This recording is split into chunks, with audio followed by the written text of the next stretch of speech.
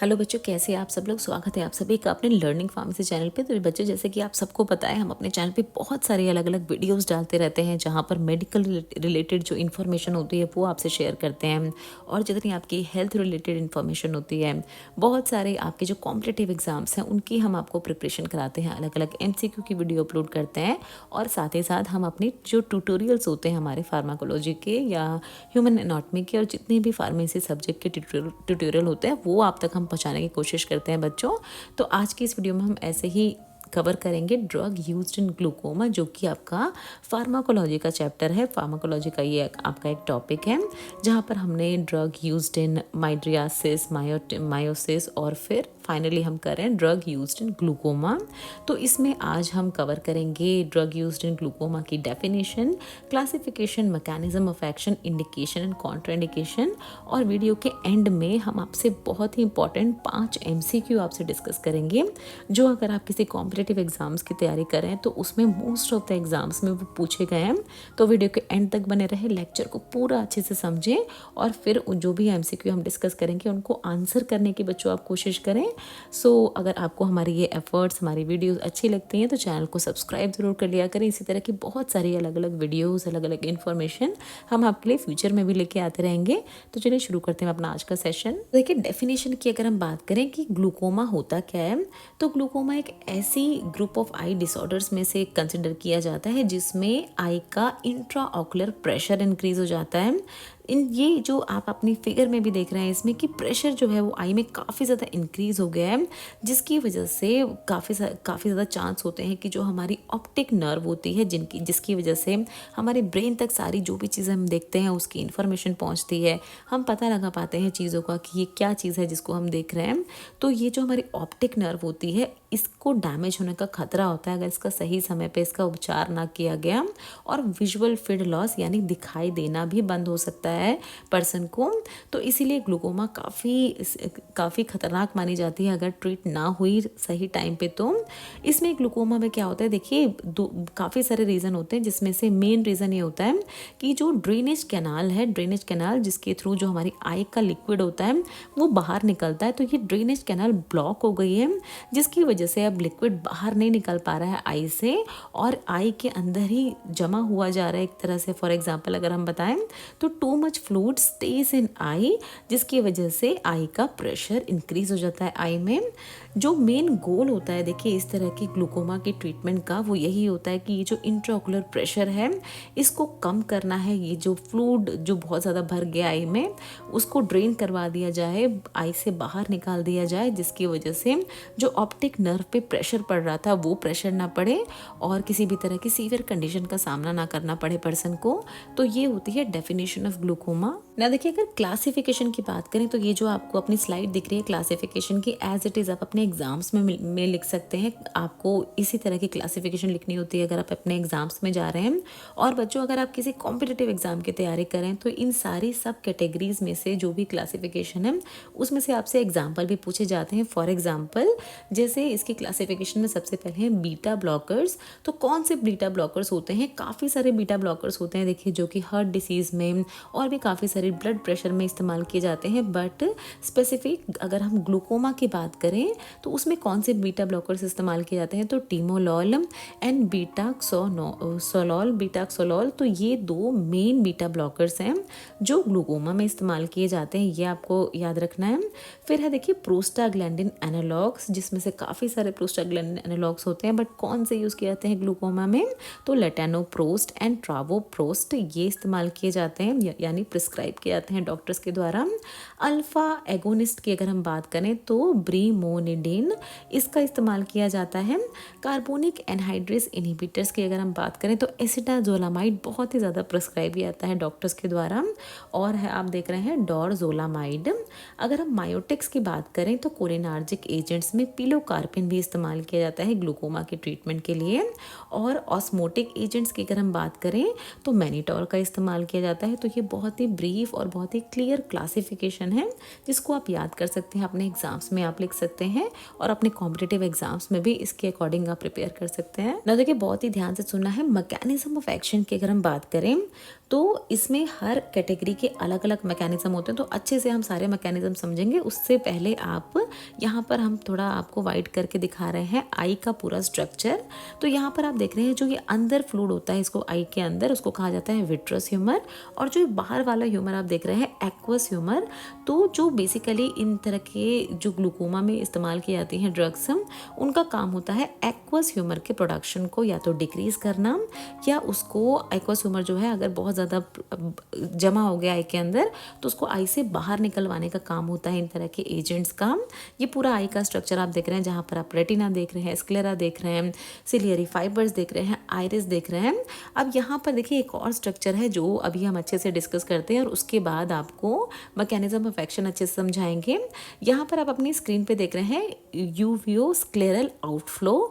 यहाँ पर लेंस के बाहर जो ये ब्लू कलर का लिक्विड आप देख रहे हैं यही है एक्वस ह्यूमर, जिसमें क्या होता है ग्लूकोमा के केस में काफ़ी बार अभी हमने पहले वाली स्लाइड पे देखा था कि ब्लॉकेज हो जाती है इन तरह की जो ट्यूब्स होती है हमारी आई की, जिसकी वजह से ये जो फ्लूइड है एक्वस ह्यूमर ये आई से बाहर नहीं निकल पा रहा है। ये यूवियो स्क्लेरल आउटफ्लो जो आप देख रहे हैं ये ब्लॉक हो जाता है किसी वजह से, जिसकी वजह से फ्लूइड अंदर ही अंदर जमा होता रहता है। तो इन तरह के एजेंट्स का काम होता है कि इस तरह की ये जो यूवियो स्क्लेरल आउटफ्लो है इसको इंक्रीज करवाना, ताकि ये फ्लूइड हमारी आई से बाहर निकल पाए। जो ग्लूकोमा वाले पेशेंट्स होते हैं उनकी आई से बाहर निकल पाए। अब हम एक एक करके देखेंगे सारे मैकेनिज्म। तो देखिए बीटा ब्लॉकर्स क्या करते हैं, बीटा ब्लॉकर्स रिड्यूस करते हैं एक्वस ह्यूमर प्रोडक्शन को। ये आपको याद रखना है बच्चों। देखिए एक्वस ह्यूमर अब हम यहाँ पर देख रहे हैं आई की ये बाहर की जो लेयर, बाहर का जो पार्ट होता है वहाँ पर एक्वस ह्यूमर होता है, और एक्वस ह्यूमर की प्रोडक्शन को डिक्रीज करने का काम करते हैं बीटा ब्लॉकर्स। अगर हम बात करें प्रोस्टाग्लैंडिन एनालॉग्स की तो ये इंक्रीज करते हैं यूवियो स्क्लेरल आउटफ्लो। यहाँ पर हमने देखा था अपने इस तरह की हमारी ये जो ट्यूब्स होती हैं यूवियो स्क्लेरल आउटफ्लो, ये इसको इम्प्रूव करने का काम करते हैं कौन, प्रोस्टाग्लैंडिन एनालॉग। तो यहाँ पर आप देख रहे हैं यूवियो स्क्लेरल आउटफ्लो क्या होता है, ये एक तरह का ड्रेनेज होता है एक्वस ह्यूमर का। आई से एक्वस ह्यूमर जो है वो बाहर निकालने का काम करता है इस तरह का यूवियो स्क्लेरल पाथवे। अगर हम बात करें अल्फा एगोनिस्ट की तो ये क्या करते हैं, ये डिक्रीज करते हैं एक्वस ह्यूमर प्रोडक्शन को और उसके आउटफ्लो को इंक्रीज करते हैं। तो दो तरह का काम करता है अल्फा एगोनिस्ट, जबकि बीटा ब्लॉकर सिर्फ इस तरह के एक्वस ह्यूमर के प्रोडक्शन को रिड्यूस करते हैं। नाउ देखिए दो और क्लास थे जिसमें हमने देखा था कार्बोनिक एनहाइड्रेस इनहिबिटर। तो कार्बोनिक एनहाइड्रेस इनहिबिटर क्या करते हैं तो हम ये देखेंगे। उससे पहले देखिए एक और क्वेश्चन बहुत ज़्यादा एग्जाम से पूछा जाता है, ये पूछा जाता है एंटीरियर चेम्बर और विट्रस चेम्बर के बारे में। तो आई के अंदर जहाँ पर विट्रस ह्यूमर फिल होता है उसको कहा जाता है विट्रस चेम्बर, और जहाँ एक्वस ह्यूमर फिल होता है उसको कहा जाता है एंटीरियर चेम्बर। तो ये दोनों चीज़ें आपको याद रखनी है बच्चों। अब देखिए हम बात कर रहे थे कार्बोनिक एनहाइड्रेस इनहिबिटर्स की। तो ये क्या करते हैं, ये इनहिबिट करते हैं एंजाइम कार्बोनिक एनहाइड्रेस को। और देखिए ये जो एंजाइम होता है कार्बोनिक एनहाइड्रेस, इसका काम क्या होता है, एक्वस ह्यूमर को सेक्रेट करवाना। ठीक है, अब यहाँ पर क्या है, हमें एक्वस ह्यूमर की सेक्रेशन जो रेड कलर का फ्लूइड आप इस स्लाइड पे देख रहे हैं वो हमें नहीं चाहिए, क्योंकि उसी की वजह से इंट्राओकुलर प्रेशर बढ़ रहा है। तो इस तरह के एजेंट जब इस तरह के एंजाइम को इनहिबिट करते हैं, कार्बोनिक एनहाइड्रेस जैसे एंजाइम को इनहिबिट करते हैं, तो एक्वस ह्यूमर सेक्रेट नहीं हो पाता है और धीरे धीरे जो इंट्राओकुलर प्रेशर है वो डिक्रीज होने लगता है। फिर हम बात करेंगे मायोटिक्स की। तो मायोटिक्स क्या करते हैं, ये प्यूपल को कंस्ट्रिक्ट करते हैं, जिसकी वजह से ये जो हम बहुत ज़्यादा लिक्विड फिल हो गया था ये ड्रेन हो पाए, आई से बाहर निकल पाए और इंट्राओकुलर प्रेशर फिर से डिक्रीज हो पाए। तो बेसिकली सारे एजेंट्स का काम होता है इंट्राओकुलर प्रेशर को डिक्रीज करवाना, और वो उनके तरीके अलग अलग हो सकते हैं बट उनका मोटिव एक ही रहता है, आईओटी को डिक्रीज करवाना। और ऑस्मोटिक एजेंट्स का क्या काम होता है, ये भी क्या करते हैं, फ्लूइड को आई से बाहर निकलवाते हैं वाया ऑस्मोटिक ग्रेडियंट, जिससे कि जो प्रॉपर इंट्राओकुलर प्रेशर है वो मेंटेन रह सके। तो अभी हमने सारे जितने भी अपने एजेंट्स थे, बहुत ज़्यादा इंपॉर्टेंट है मैकेनिज्म ऑफ एक्शन, बहुत सारे एग्जाम्स में पूछे जाते हैं। तो जितने भी अपने एजेंट्स पेशेंट्स थे उनके हमने मैकेनिज्म ऑफ एक्शन देखे, उनकी क्लासिफिकेशन देखी, कौन कौन से ड्रग्स इस्तेमाल किए जाते हैं उनमें। तो अब बाकी हम आगे देखेंगे इंडिकेशन एंड कॉन्ट्राइंडिकेशन। अब हम देखेंगे इंडिकेशन किन किन केसेस में इस तरह की ड्रग्स को डॉक्टर्स प्रिस्क्राइब करते हैं। तो सबसे पहले है प्राइमरी ओपन एंगल ग्लूकोमा। तो जो भी हमने अभी अपनी ड्रग्स देखी थी क्लासिफिकेशन में, जो भी पर्सन के अकॉर्डिंग डॉक्टर को लगता है कि उसकी कितनी डोज होनी चाहिए, कितनी बार उसको डालना है अपनी आइज़ में, तो ये सब डॉक्टर्स डिसाइड करते हैं प्राइमरी ओपन एंगल ग्लूकोमा में। फिर होती है देखिए एक्यूट एंगल क्लोजर ग्लूकोमा, जो कि इमरजेंसी केसेस होते हैं जहाँ पर इंट्राऑकुलर प्रेशर जो है वो अचानक से बढ़ गया है और काफ़ी सीवियर कंडीशन हो गई है पेशेंट्स की, तो उन केसेस में भी इन तरह की ड्रग्स दी जाती है।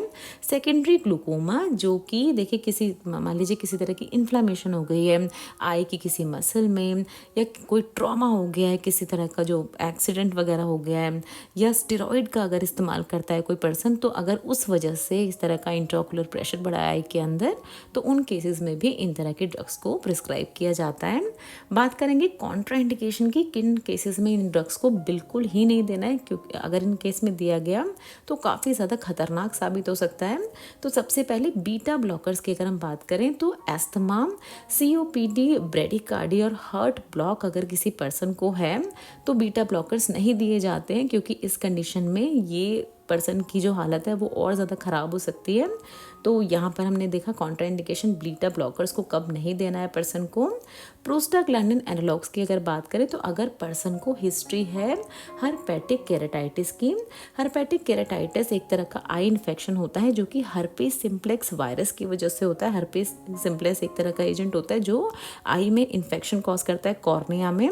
तो अगर पर्सन को इसकी कंप्लेन है, कभी इस तरह का इन्फेक्शन रह चुका है, तो प्रोस्टाग्लैंडिन एनालॉग उसको नहीं दिए जाएंगे।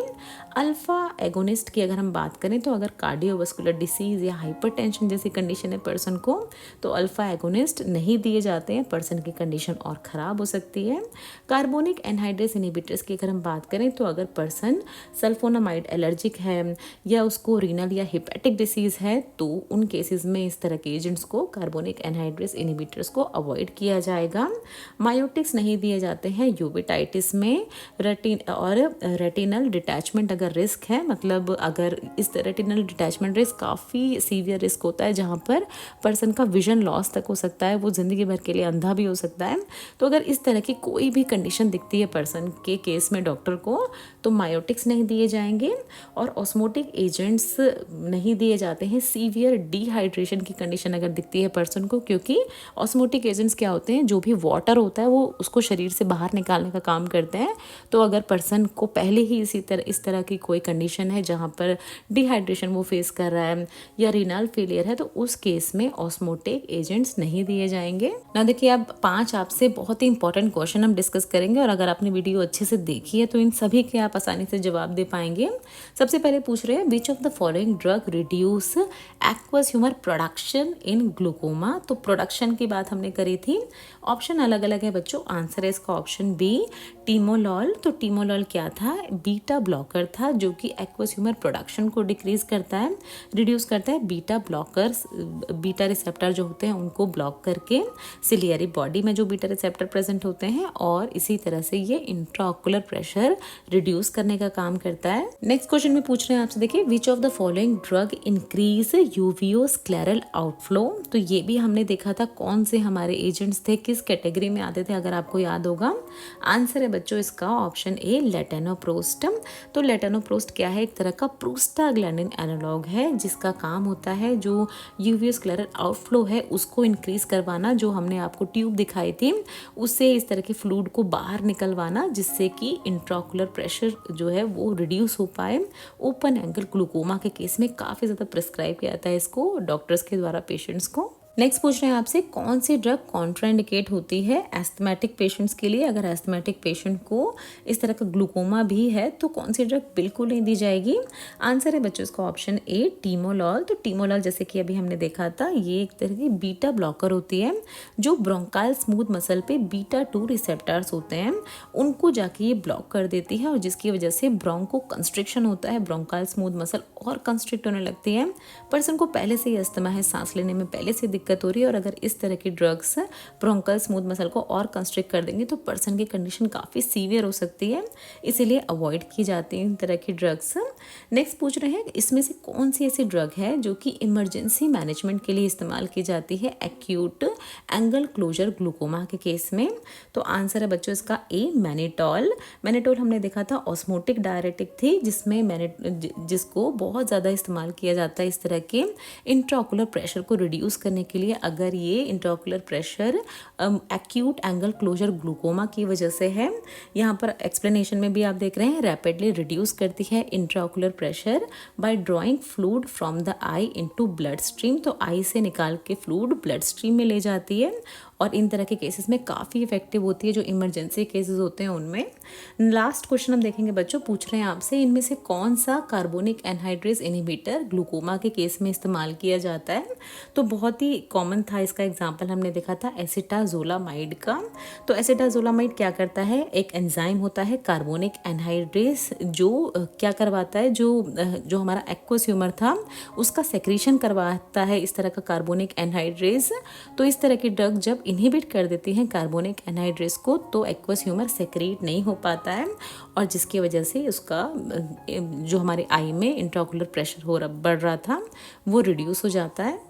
सो बच्चों ये थे बहुत ही इंपॉर्टेंट 5 क्वेश्चंस जो हमने आपसे डिस्कस किए अपने इस टॉपिक में, ड्रग यूज्ड इन ग्लूकोमा। काफ़ी ज़्यादा क्वेश्चंस इसमें पूछे जाते हैं आपसे एग्जाम्स में भी, तो आप अपनी तैयारी अच्छे से करें एग्जाम्स की। और इसी तरह से बहुत सारी वीडियोज़ हम फ्यूचर में भी आपके लिए लेके आते रहेंगे, जो ट्यूटोरियल रिलेटेड, MCQ रिलेटेड और भी जितनी इन्फॉर्मेटिव वीडियोज़ होती हैं वो भी आप तक लेके आते रहेंगे। उसके लिए हमारे चैनल को सब्सक्राइब ज़रूर कर लें।